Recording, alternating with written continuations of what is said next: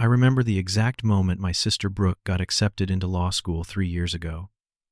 I was sitting in my small office at the plumbing company when her text came through. She was crying, happy tears streaming down her face in the photo she sent. I promised her right then and there that I would help her get through it, whatever it took. I felt so proud knowing I could support her dream even though I never went to college myself. I never imagined that 3 years later, she would be the one to make me feel like I was not good enough to sit at our own family's Christmas table. Before I dive into how everything fell apart, I would love to know where you are watching from. And if you have ever felt undervalued by your own family, hit that like button. Subscribe if you want to hear more real stories like this. Trust me, what happened next will make you question everything about family loyalty. So let me take you back to where it all started. I graduated from high school back in 2015. College was never really my thing, and honestly, the idea of drowning in student loan debt for 4 years did not appeal to me. Instead, I went to technical school and learned plumbing. I liked working with my hands, seeing immediate results from my labor, and I noticed there was always high demand for skilled tradespeople. My parents, Robert and Linda, were disappointed at first. Dad worked as an accountant, Mom was a teacher, and they had always hoped both their kids would get college degrees, but eventually they accepted my choice. After working as an apprentice for 2 years, I started my own business in 2018, Chase Solutions Plumbing. It was just me at first, driving around in a beat-up truck, taking whatever jobs I could get. The first year I made about $45,000. Not bad, but not great either. By year 3, I was pulling in $85,000. Now I am making around $120,000 a year. I rented my own apartment and had a decent savings account. For the first time in my life, I felt genuinely proud of what I had built with my own 2 hands. My sister Brooke is 4 years younger than me. She always wanted to be a lawyer ever since she was a kid. She was the academic one in the family, the one who was supposed to make it big. In 2022, she got accepted into Columbia Law School. Columbia, one of the best law schools in the country. We were all so excited for her. The problem was the price tag. $70,000 a year for tuition alone. Mom and Dad simply could not afford it, not with their salaries. Brooke had managed to get a scholarship for $30,000 a year, but that still left a gap of $40,000. I will never forget the conversation we had. Brooke was sitting at the kitchen table in our parents' house, staring at the acceptance letter with tears running down her face. Not happy tears this time. Defeated tears. She looked up at me and said she might have to turn it down. That is when I made the decision. I told her I would cover the rest. She could focus on studying, and I would handle the money. She threw her arms around me, sobbing, telling me I was the best brother ever.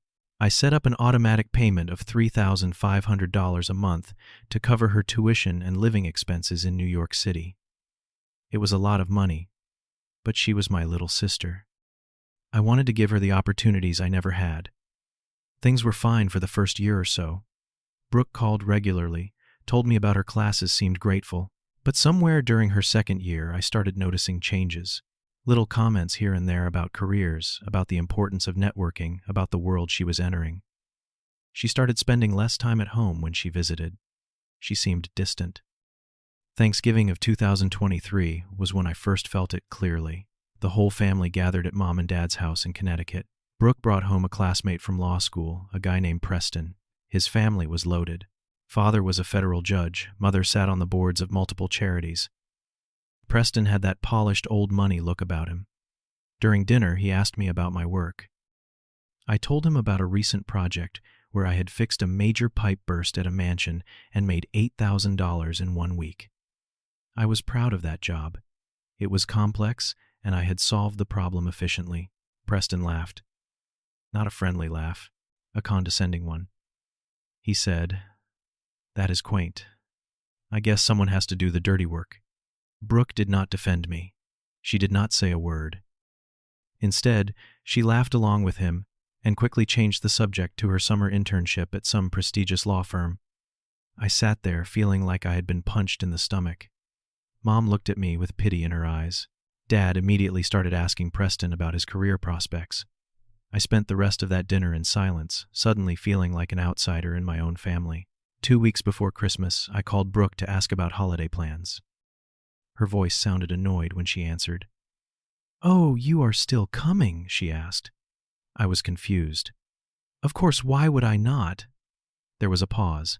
Then she said, well, Preston's family is hosting this really elegant dinner party, and Mom thought it might be awkward if everyone does not fit the vibe. I felt my chest tighten. What vibe it is Christmas. It is family.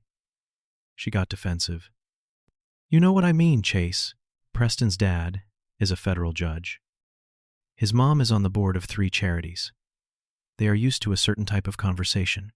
She went on to explain that they would be discussing legal cases, political issues, investment strategies. She suggested maybe I could come for Christmas Eve instead, just family, and then they would do the big dinner on Christmas Day with Preston's family. Without me. I told her I would think about it and hung up. I sat in my truck outside a job site, my hands shaking, feeling betrayed for the first time by my own sister, but I decided I was still going to show up on Christmas Day. I wanted to see what would happen. I bought expensive gifts for everyone. A leather wallet for Dad, a cashmere scarf for Mom, and a designer handbag for Brooke that cost $400, almost a third of the monthly payment I sent her. I wanted to prove I was successful, that I had value. On Christmas morning, I showered, put on the only suit I owned, the one I wore to weddings, and drove to my parents' house. It was 12:30 in the afternoon when I arrived. The house looked beautiful, decorated with lights and a wreath on the door. I knocked. Mom opened it. Her face went pale. Chase, what are you doing here? I was confused. It is Christmas. I told Brooke I was coming. She looked nervous, glancing back inside. Oh, honey, I thought. Did Brooke not tell you I heard Preston's voice from inside asking if everything was all right? I looked past Mom's shoulder and saw the dining room. The table was set elegantly for 7 people. I saw Preston's parents dressed formally.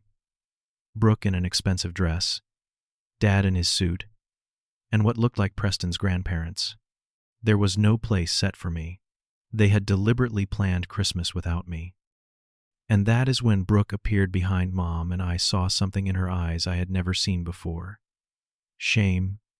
Not shame for them. Shame for me. Brooke stepped outside and closed the door behind her. Her voice was low and angry. Chase, what are you doing? I told you to come Christmas Eve.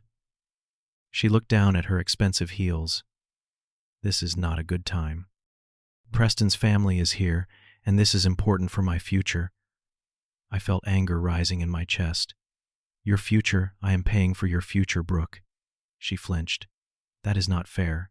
You offered. I never asked you to hold it over my head. I stepped closer. I am not holding anything over your head. I just want to spend Christmas with my family. Is that too much to ask? She looked frustrated, almost desperate. You do not understand. Preston's dad could get me a clerkship after graduation. This dinner is basically a job interview. I cannot have. She stopped herself, but I knew exactly what she was about to say. You cannot have what I asked quietly.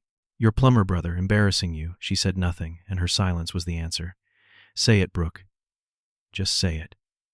Tears filled her eyes. It is not like that. It is just, they do not understand. Preston's family, they are different. They talk about Supreme Court cases and international law and... She trailed off. And I talk about pipe wrenches and water heaters I finished for her. I get it. Please do not make this harder, she whispered. Just come back tomorrow. We will have breakfast, just us. I looked at her carefully. She was wearing a pearl necklace, probably from Preston, and that designer dress I had seen in her Instagram photos. Everything my money had bought. Who paid for that dress, Brooke? She looked confused. What I repeated slowly. The dress. The necklace. Your rent in Manhattan. Your textbooks. Your groceries. Who pays for all of that? She shifted uncomfortably. Chase, this is not... I interrupted her. Me. The plumber. The one who is not good enough to sit at his own family's Christmas dinner. The door opened and my father stepped out. He did not look concerned. He looked annoyed. Is there a problem? I turned to him. Dad, did you know I was not invited today? He looked uncomfortable. Son, it is complicated.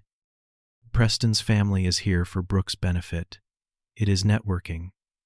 I could not believe what I was hearing. Networking. At Christmas. He sighed. You would not understand. This is about Brooke's career. These connections could set her up for life. I felt something break inside me, and I am the embarrassment that could ruin it.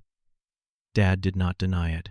He just said, "That is not what I said," but it was what he meant. "Look," Dad continued, "why do not you come tomorrow? Your mother will make your favorite breakfast. We can exchange gifts then." I laughed bitterly. "You mean when Preston's family is not here to see the blue-collar son?" Before anyone could respond, the door opened wider and Preston stepped out. He looked at me with barely hidden disdain, like I was some kind of problem he needed Preston to handle. "Actually, Preston," I said, my voice cold, "I was just leaving. Would not want to lower the property value." He looked confused, but Brooke quickly said, "Chase, please." Preston turned to her. "Is this your brother, the one you mentioned?" The way he said it, like he was talking about hired help, made my blood boil. "Yeah, I am the brother," I said. "The plumber. The one paying $40,000 a year so Brooke can hobnob with people like you." The silence was deafening. Preston looked uncomfortable. Brooke looked mortified. Dad looked angry. "Chase, that is enough," Dad said sharply. From inside the house, I heard Mom's voice. "Is everything all right?" Then Preston's mother appeared in the doorway, an elegant woman in her 60s. "Oh my," she said, looking at the scene. "Is this a family matter?" The way she said family matter, like it was something beneath her dignity, was the final straw. I looked at all of them. My parents would not meet my eyes. Brooke was crying, but still standing next to Preston. Preston's family was looking down at me like I was something they had stepped in. "Merry Christmas," I said quietly, and turned toward my truck. "Chase, wait!" Brooke called out. But I did not turn back. I climbed into my truck and drove away. In the rearview mirror, I saw Brooke standing in the driveway. She did not chase after me. After a few seconds, she turned and went back inside.